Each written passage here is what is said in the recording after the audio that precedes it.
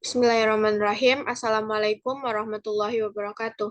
Perkenalkan, nama saya Gadatul Nur Aulia dengan NIM 2214040013 dari Tadris Matematika A UIN Imam Bonjol Padang. Di sini saya akan menjelaskan sedikit tentang logika matematika.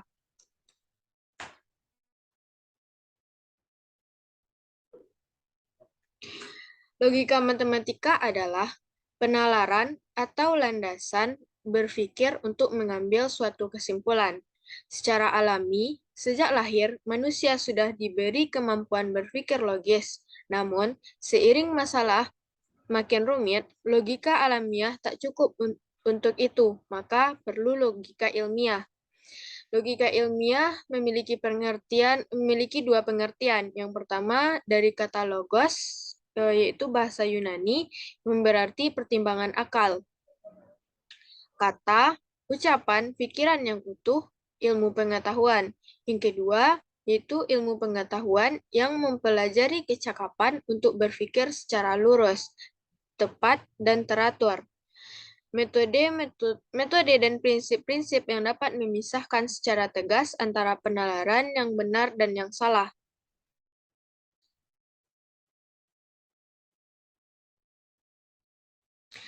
Lanjut, logika adalah masa bayi dari matematika. Matematika adalah masa dewasa dari logika. Matematika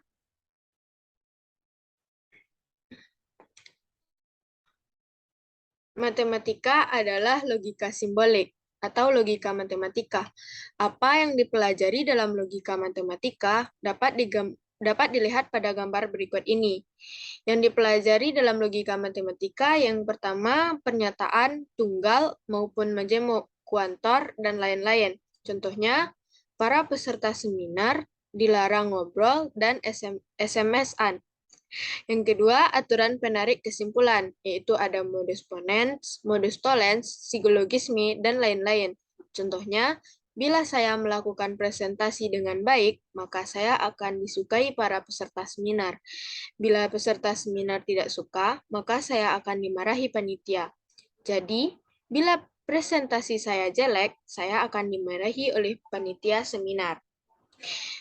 Tentang yang dipelajari dalam logika matematika ini akan kita bahas lebih lanjut di slide selanjutnya. Selanjutnya, manfaat kita belajar logika matematika yaitu yang pertama, membantu berpikir secara rasional, kritis, dan sistematis. Yang kedua, meningkatkan kemampuan berpikir secara objektif dan cermat. Yang ketiga, meningkatkan konta pada kebenaran dan menghindari kesalahan-kesalahan berpikir. Selanjutnya akan diuraikan lebih dalam mengenai materi-materi yang akan dipelajari dalam logika matematika ini. Yang pertama, pernyataan, bukan pernyataan, nilai kebenaran, dan kalimat terbuka. Yang pertama, pernyataan dan bukan pernyataan. Pernyataan adalah kalimat yang hanya benar atau salah saja, tetapi tidak sekaligus kedua-duanya. Pernyataan harus dibedakan dari kalimat biasa. Tidak semua kalimat termasuk pernyataan. Pernyataan biasanya dinyatakan dengan huruf kecil, misalnya P, Q, R, dan semua huruf abjad, tapi dengan lambang kecil. Contoh kalimat pernyataan yaitu yang pertama, danau tornado terletak di Manado. Kalimat itu bisa jadi benar, bisa jadi salah, makanya disebut dengan kalimat pernyataan. Yang kedua, 6 dikali 11 sama dengan 60. Kalimat tersebut dinyatakan pernyataan karena dia mengandung benar dan salah, tetapi pernyataan 6 kali 11 sama dengan 60 di sini adalah salah, karena yang seharusnya adalah 6 kali 11 adalah 66. Selanjutnya, suatu kalimat bukan pernyataan merupakan jika kalimat tersebut tidak dapat ditentukan benar atau salahnya atau mengandung pengertian relatif. Contohnya, jarak antara Manado dengan Talaut adalah dekat. Kita tidak mengetahui jarak sebenarnya antara Manado dan Talaut. Mungkin dari orang biasa dengan mobil mereka bisa menyatakan dengan dekat, atau kalau misalnya dengan jalan kaki bisa jadi jauh. Jadi kita tidak bisa menentukan kebenaran hal tersebut. Yang kedua yaitu X tambah 5 sama dengan 17. Di sini juga bukan pernyataan karena kalimat X-nya tidak mengandung pengertian, sehingga menjadikan kalimat itu rancu. Nama lain dari kalimat pernyataan adalah proposisi.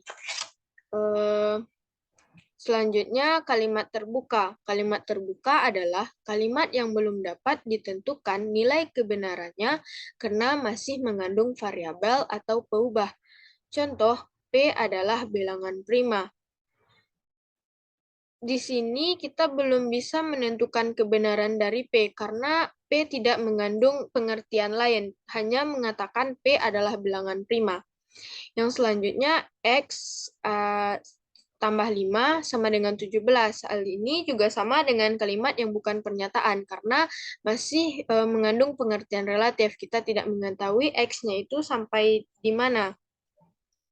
Dua kalimat bukan pernyataan tersebut dapat diubah menjadi pernyataan yang benar atau salah dengan mengganti X dan P itu menjadi suatu nilai tertentu. Misalnya, P sama dengan 2 adalah bilangan prima. Berarti hal itu menjadi kalimat pernyataan. Atau X tambah 5 sama dengan 17 dengan X adalah 12, maka itu menjadi kalimat pernyataan. Selanjutnya kita masuk ke dalam operasi-operasi dalam logika matematika. Yang pertama ada operasi uner. Operasi uner dalam logika matematika yaitu operasi negasi atau disebut pula dengan operasi penyangkalan atau ingkaran. Yaitu kita mencari kebalikan dari operasi yang dinyatakan. Nilai kebenaran negasi sebuah pernyataan adalah kebalikan dari kebenaran yang dimiliki oleh pernyataan tersebut. Contoh negasi uner yang pertama, P sama dengan 4 ditambah 4 sama dengan 16. Maka unernya atau ingkaran dari pernyataan tersebut adalah 4 ditambah 4 sama dengan bukan 16. Atau contoh lainnya bisa kita nyatakan seperti jika saya sekolah, maka saya belajar matematika. Ingkarannya bisa jadi jika saya tidak pergi sekolah, maka saya tidak akan belajar matematika. Begitulah ingkaran itu sama dengan kebalikannya atau kesalahan dari pernyataan yang awal. Selanjutnya, operasi biner. Operasi biner berkenaan dengan dua pernyataan. Ada 4 macam dari operasi biner yang akan kita pelajari, yaitu yang pertama, operasi konjungsi, yang kedua, operasi disjungsi, yang ketiga, operasi implikasi, yang keempat, operasi biimplikasi. Selanjutnya,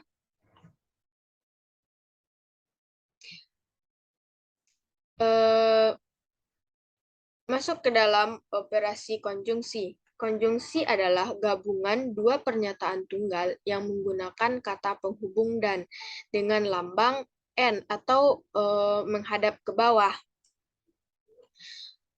Suatu konjungsi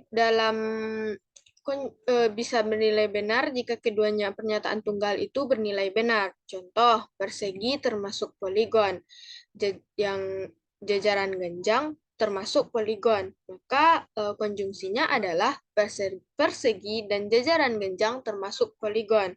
Contoh lainnya bisa kita ambil seperti P hari ini adalah hari Rabu dan Q hari ini hujan. Maka konjungsinya hari ini hari Rabu dan hari ini hujan. Konjungsi dapat disusun dalam sebuah tabel kebenaran seperti di bawah ini. Misalnya P, dalam suatu kita membuat tabel kebenaran, maka itu sama dengan 2 di pangkat N. Seperti ini kan ada dua pernyataan P dan Q, maka 2 di pangkat 2 jadi 4. Makanya tabel ke bawahnya 4 dengan benar-benar, salah-salah, dan di Q-nya benar-salah, benar-salah. Jika suatu P itu benar dan Q-nya benar, maka konjungsi dari P dan Q akan bernilai benar. Dan jika P-nya benar, sedangkan Q-nya salah, maka konjungsi dari P dan Q itu akan bernilai salah. Seperti persegi termasuk poligon,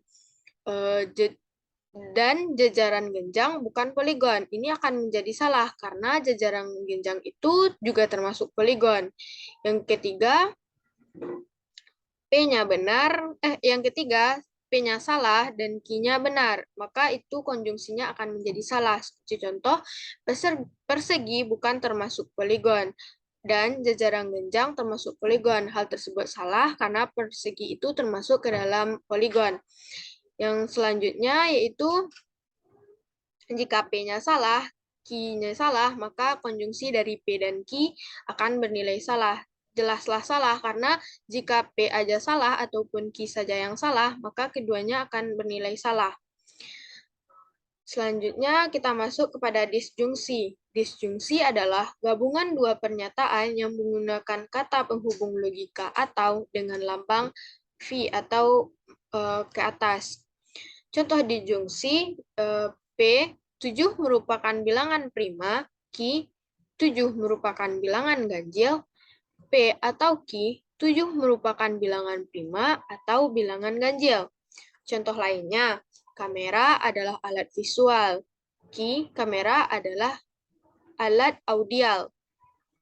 P atau Q kamera adalah alat visual atau audial. Kalimat dari disjungsi ini juga dilambangkan dengan ataupun, bukan hanya pakai atau. Selanjutnya kita masuk ke dalam implikasi. Implikasi adalah gabungan dua pernyataan P dan Q sehingga membentuk pernyataan majemuk dengan menggunakan kata penghubung jika, maka dengan lambang P maka Q. Contoh pernyataan implikasi P, Pak Ali adalah seorang haji. Q, Pak Ali adalah seorang muslim. Maka P maka Q-nya, jika Pak Ali seorang haji, maka ia seorang muslim. Dalam implikasi, ada memiliki beberapa bagian. Yang pertama converse, inverse, dan kontraposisi. Yang pertama converse, yaitu kebalikan dari implikasi tersebut. Kalau implikasi P maka Q, jadi converse-nya adalah Q maka P.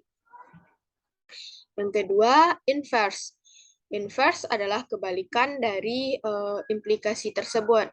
Jika implikasinya P maka Q, maka inverse dari implikasi tersebut yaitu negasi P maka negasi Q. Yang ketiga yaitu kontrapositif. Kontrapositif adalah kebalikan dari inverse dari implikasi tersebut.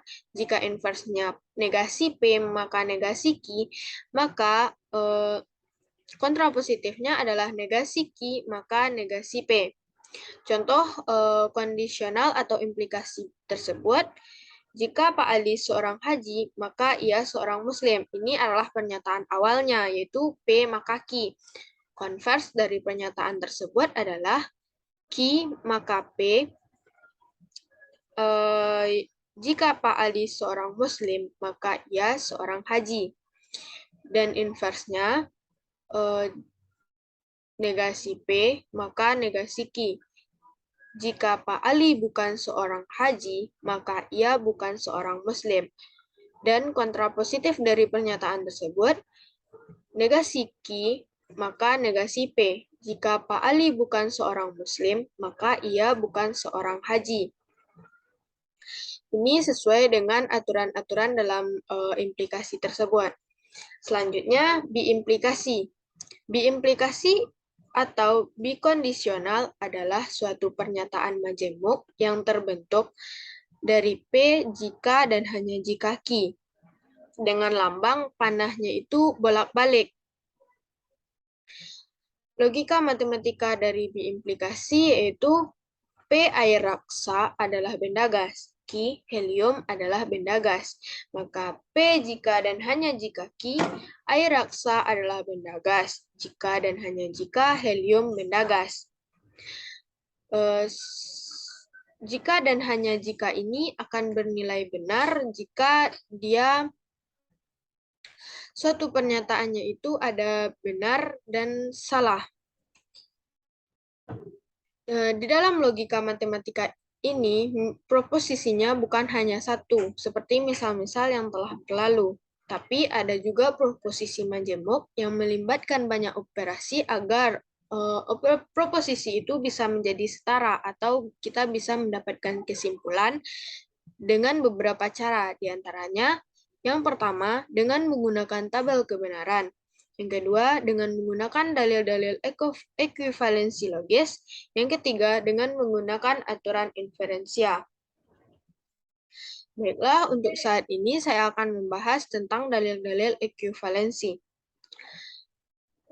Dalam logika matematika, dalil-dalil ekuivalensi itu kita harus memahaminya 9 dalil.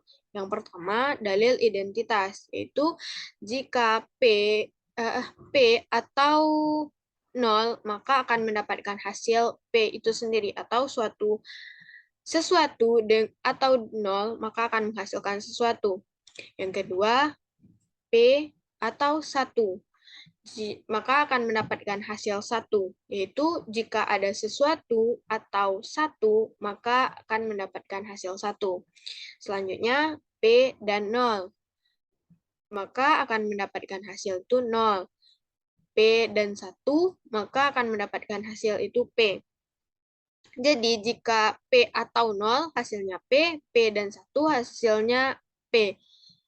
Selanjutnya, dalil idempoten, yaitu P atau P, maka akan menghasilkan P, dan P akan menghasilkan P itu sendiri. Artinya di dalil idempoten ini, jika sesuatu pernyataan digabungkan dengan suatu pernyataan yang sama, akan menghasilkan pernyataan itu sendiri. Yang ketiga, dalil komplemen. Yang pertama, P atau negasi P, maka akan mendapatkan hasil 1. Yaitu jika ada suatu pernyataan dan disjungsikan dengan suatu negasi dari pernyataan tersebut akan menghasilkan 1. Selanjutnya, P dan negasi P, maka akan mendapatkan hasil 0. Selanjutnya, dalil yang keempat yaitu dalil komutatif. Dalil komutatif yang pertama, P atau Q sama dengan Q atau P. Yang kedua, P dan Q akan menghasilkan atau sama dengan Q dan P. Ini sama seperti kita belajar di bangku sekolah dasar dulu, seperti 1 ditambah 2 sama dengan 2 ditambah 1. Atau 3 ditambah 4 sama dengan 4 ditambah 3, yaitu dikembalikan atau diputar menjadi yang awal diletakkan di akhir atau yang akhir diletakkan ke awal disama dengankannya, maka itu hasilnya akan tetap sama. Selanjutnya, dalil asosiatif. Dalil asosiatif ini yaitu P atau Q dalam kurung atau R sama dengan P atau Q atau R dalam kurung. Dan selanjutnya, P dan Q dalam kurung dan R sama dengan Q dan dalam kurung P dan R. Contoh ini bisa juga kita pahami dari pelajaran kita dulu dari bangku sekolah dasar, seperti 1 ditambah 2 ditambah 3 dalam kurung, misalnya 1 ditambah 2 dalam kurung ditambah 3, itu akan sama dengan 1 ditambah dalam kurung 2 dan 3. Maka kita akan memperoleh hasil yang sama. Selanjutnya, dalil distributif. Dalil distributif yaitu P atau dalam kurung Q dan R sama dengan P dalam kurung P atau Q dan dalam kurung P atau R. Selanjutnya, P dan dalam kurung Q atau R sama dengan P dan Q dalam kurung atau P dan R dalam kurung. Ini juga kita ambil contoh seperti pelajaran kita yang berlalu, yaitu misalnya 1 tambah 3 dalam kurung.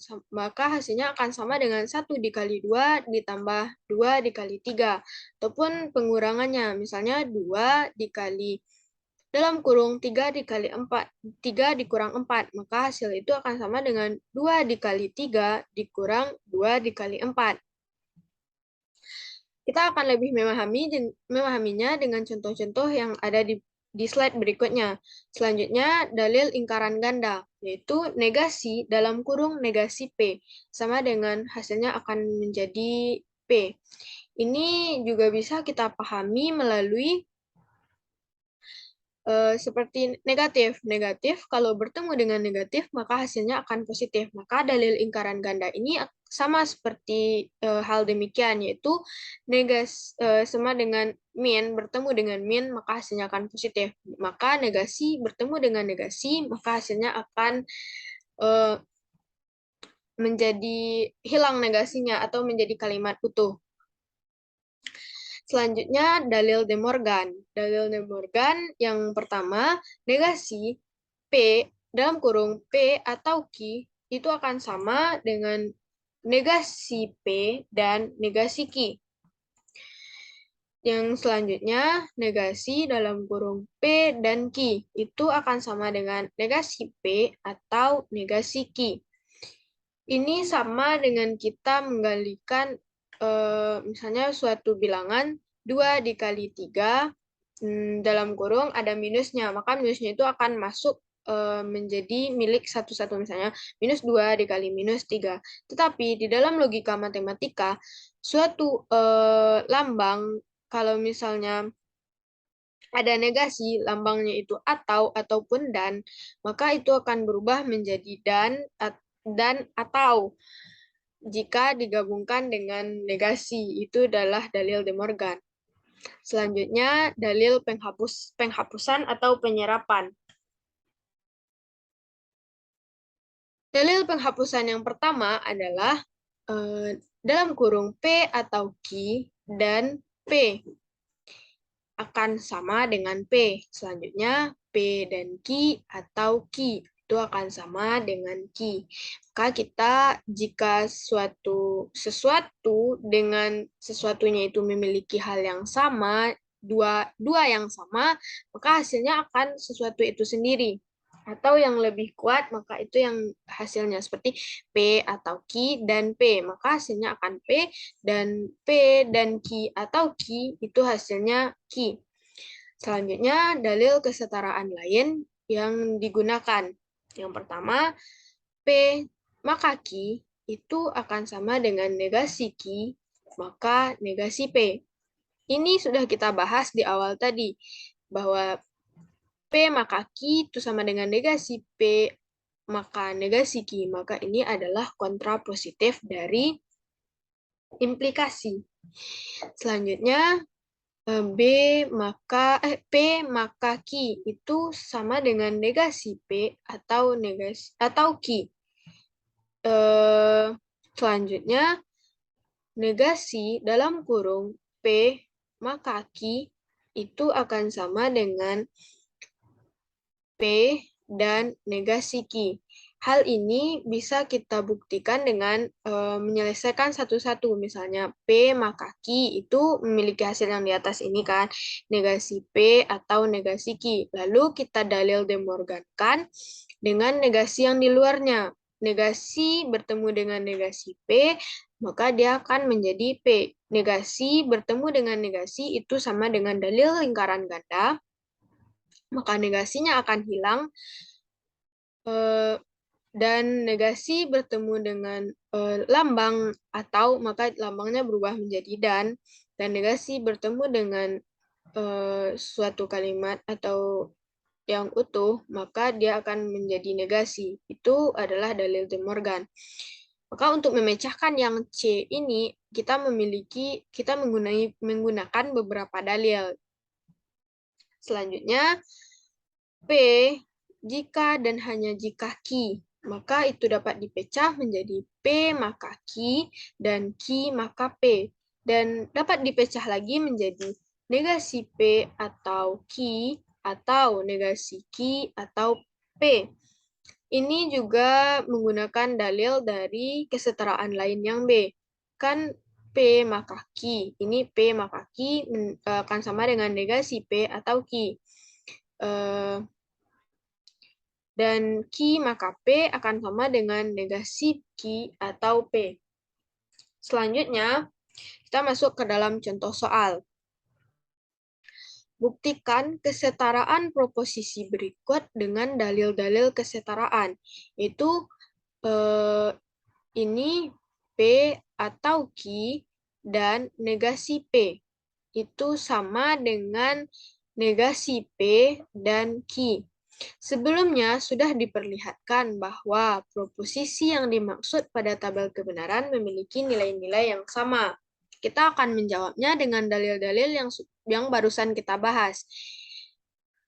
P atau Q dan negasi P. Kita akan pecah ini dulu dengan dalil distributif tadi. Dalil distributif itu memasukkan kalimat yang di luar ke dalam lambang-lambang yang ada di dalam kurung.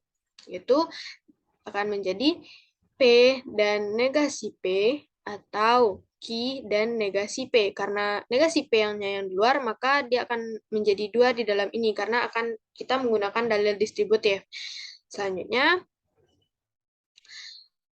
kita bisa dapat menyimpulkan ini dari P dan negasi P itu akan mendapatkan hasil 0, yaitu dengan menggunakan dalil komplement. Sudah kita bahas tadi di slide sebelumnya. Dan dari sesuatu dan 0, maka itu akan menghasilkan sesuatu. Kalau contoh di dalil-dalil di atas, itu dengan P atau 0, maka akan menghasilkan P. Jadi kita anggap Q dan P ini suatu kalimatnya itu menjadi P, maka hasilnya kan tetap P, yaitu Q dan negasi P dengan menggunakan dalil identitas.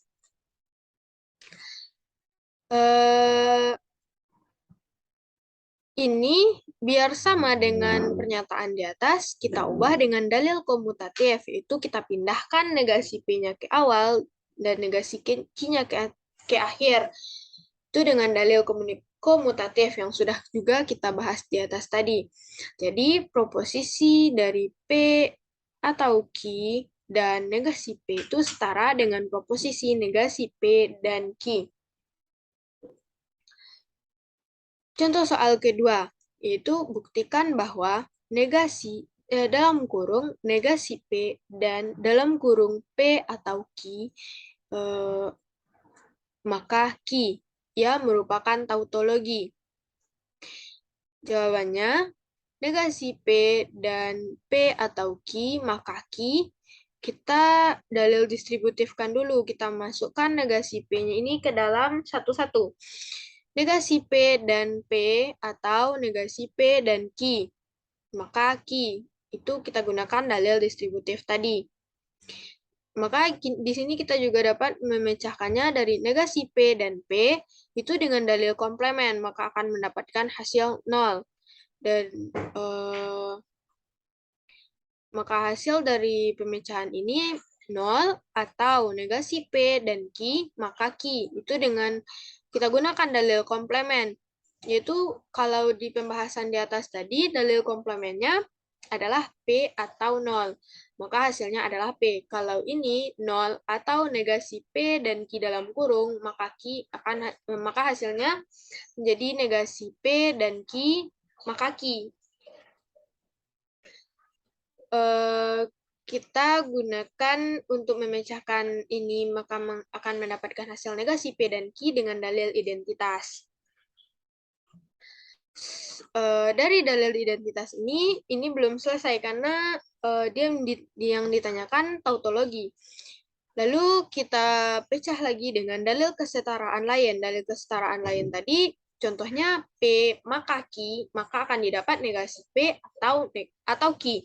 Jadi jika ini negasi P dan Q dalam kurung, maka Q jika kita setarakan dengan dalil kesetaraan lain, maka hasilnya itu negasi dalam kurung negasi P dan Q atau Q. Kita anggap kalimat negasi P dan Q ini suatu lambang P yang tadi kita bahas di atas. Lanjut, dari negasi P dalam kurung negasi P dan Q atau Q ini kita gunakan dalil De Morgan untuk merubahnya. Dalil De Morgannya kan dimasukkan satu-satu ke dalam. Negasi P dan negasi P ini bertemu dengan dalil lain, yaitu dalil lingkaran ganda, maka dia akan hilang dan menjadi P. Negasi bertemu dengan kalimat dan akan berubah menjadi kalimat menjadi atau, dan negasi dengan Q akan negasi Q atau Q. Karena ininya sudah sama-sama atau keduanya, maka kita boleh memindahkan kurung dengan dalil asosiatif yang juga sudah kita bahas di atas. Maka akan didapat P atau dalam kurung negasi Q atau Q. Negasi Q atau Q ini dengan dalil komplement dia akan memperoleh 1. Yaitu kalau di dalil komplement di atas, negasi P atau P. Kalau di sini negasi Q atau Q, maka itu akan tetap sama, yaitu 1. Dari P atau 1, itu kita gunakan dalil identitas. Yang pertama kali tadi akan mendapatkan hasil 1. Terbukti bahwa negasi P dan dalam kurung P atau Q, maka Q adalah tautologi. Karena tautologi itu jika kita menyetarakannya akan menghasilkan 1. Tapi kalau kita mencoba dengan tabel kebenaran, itu akan memperoleh benar semuanya di hasil akhir. Selanjutnya kita masuk ke dalam aturan inferensia.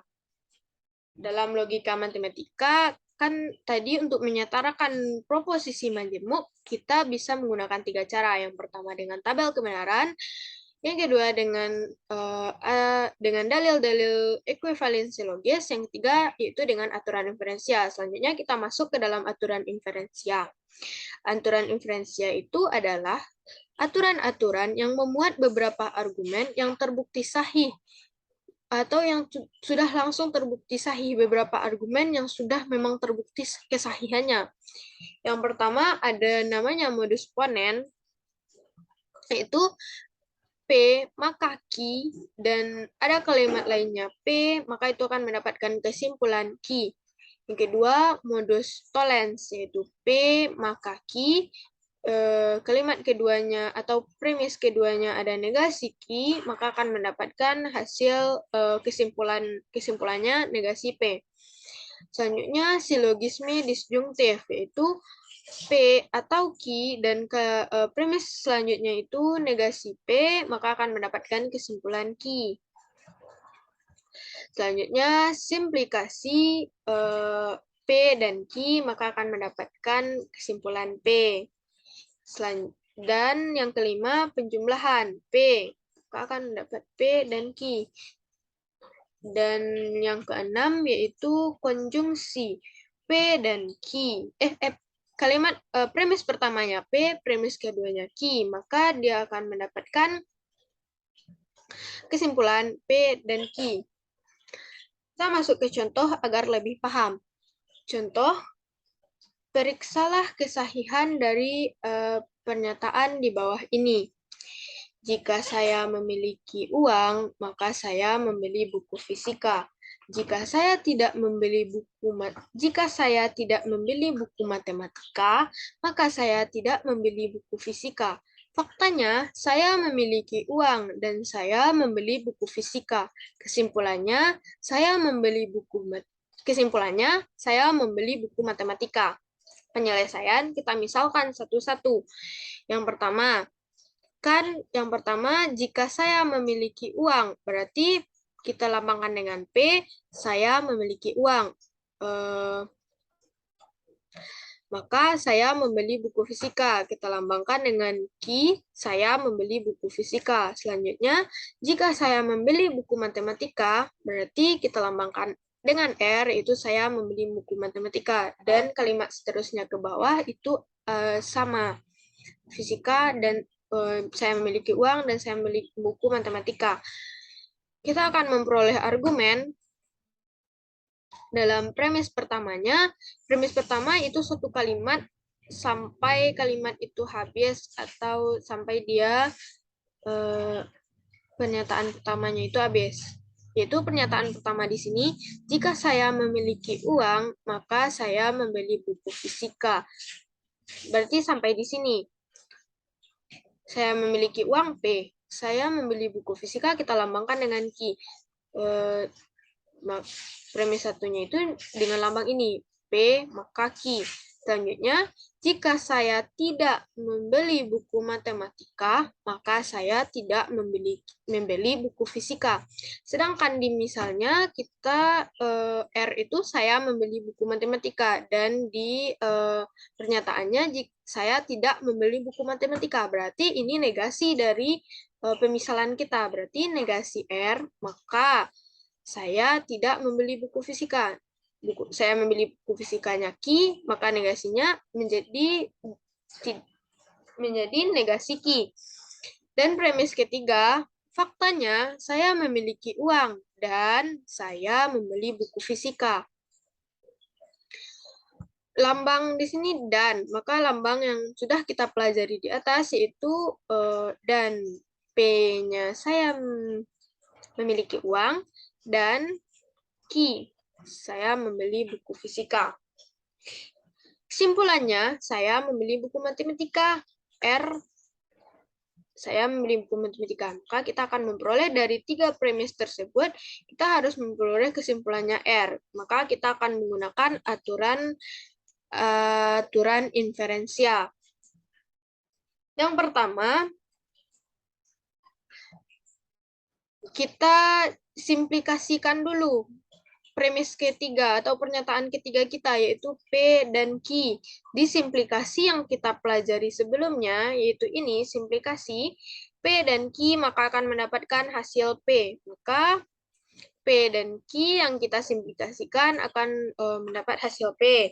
Lanjut langkah kedua, dari kita mendapat kesimpulan pertama yaitu P, dari hasil simplikasi kita gabungkan dengan premis atau pernyataan pertama, karena pernyataan pertama lah yang memiliki P, soalnya pernyataan kedua dia tidak ada mengandung P.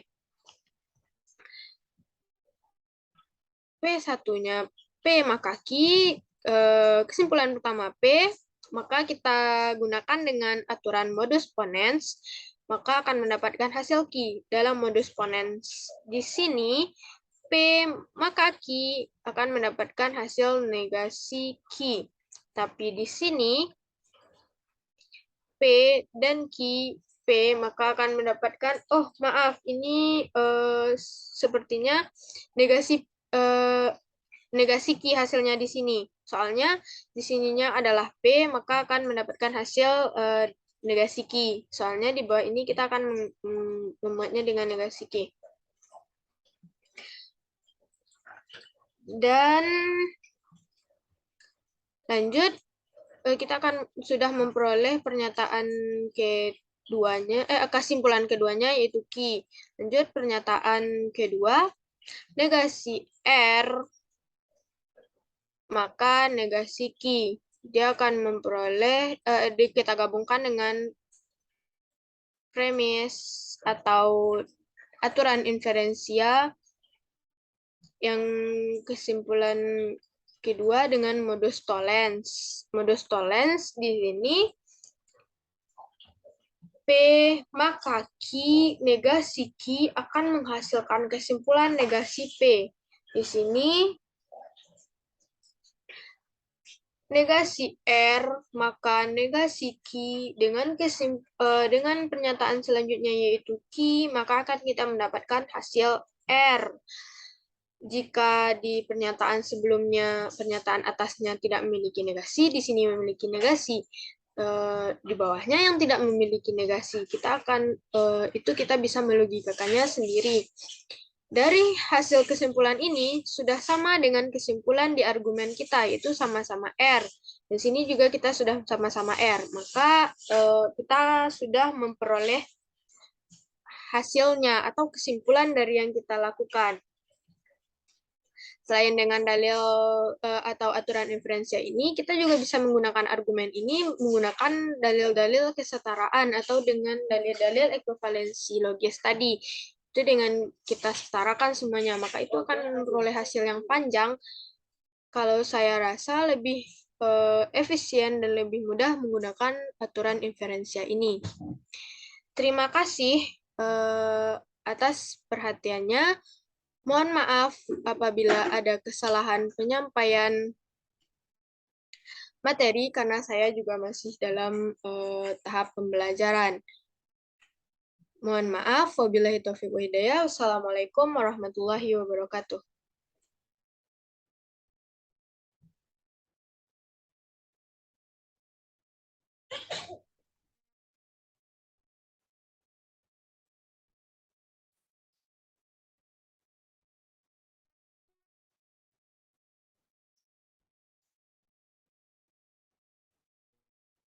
Silakan stop.